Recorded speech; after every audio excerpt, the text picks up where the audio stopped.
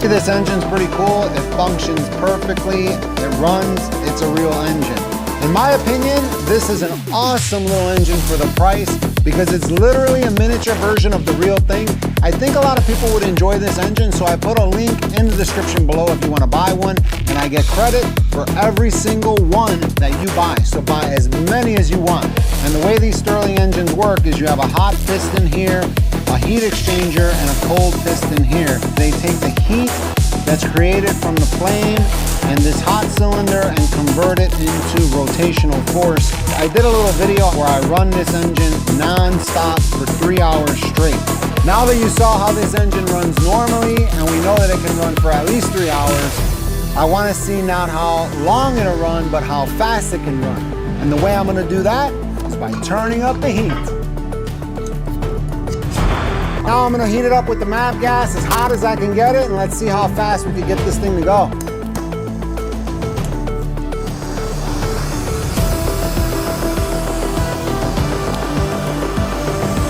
Right away it started moving. There we go. Maximum RPM.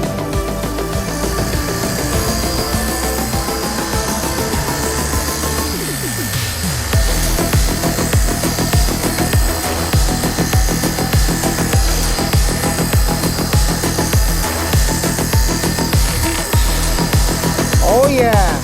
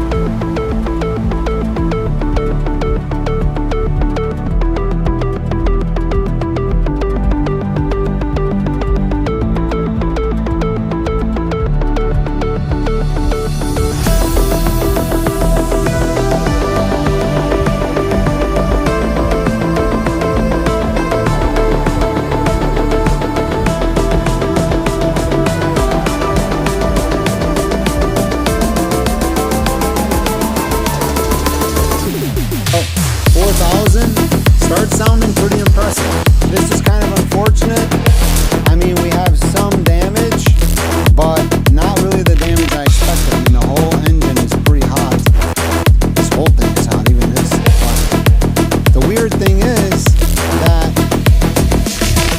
the cylinder isn't damaged, but the piston is melted. If you look inside there, the piston is melted, but the cylinders aren't damaged. And let me tell you, this really surpassed my expectations, and it's definitely worth the price that they're selling this thing for, because if it took that, I mean, man, it's definitely worth its weight in gold. That's a little bit exaggerated. I can't believe the piston inside melted and the cylinder still intact. This is the strangest thing. I'm gonna actually try to take this apart and see if we can see how this thing, oh, actually, look at that.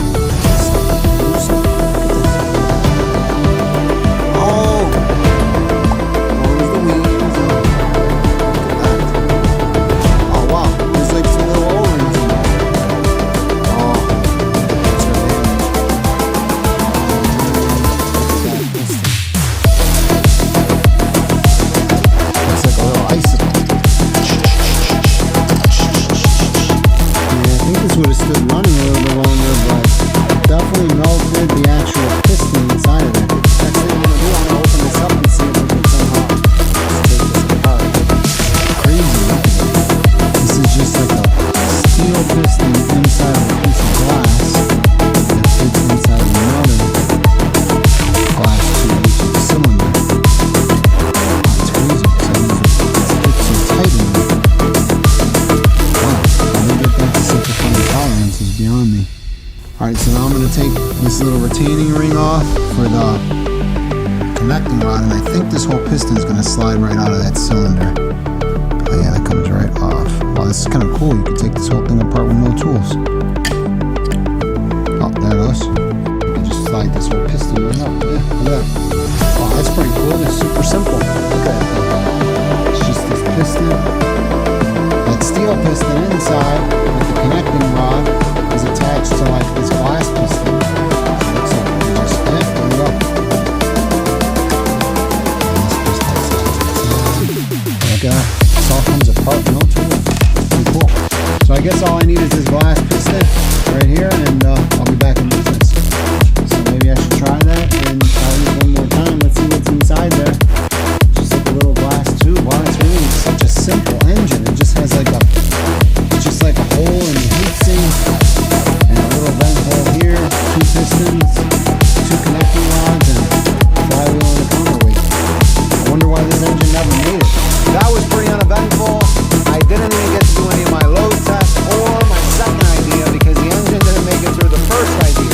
But I told myself, if something's intended to be a full episode and it doesn't work out, I'm still gonna post it because sometimes things just happen, but they're still cool to see. So thanks for watching. Don't forget to subscribe. Check out the notification bell because there's some options there.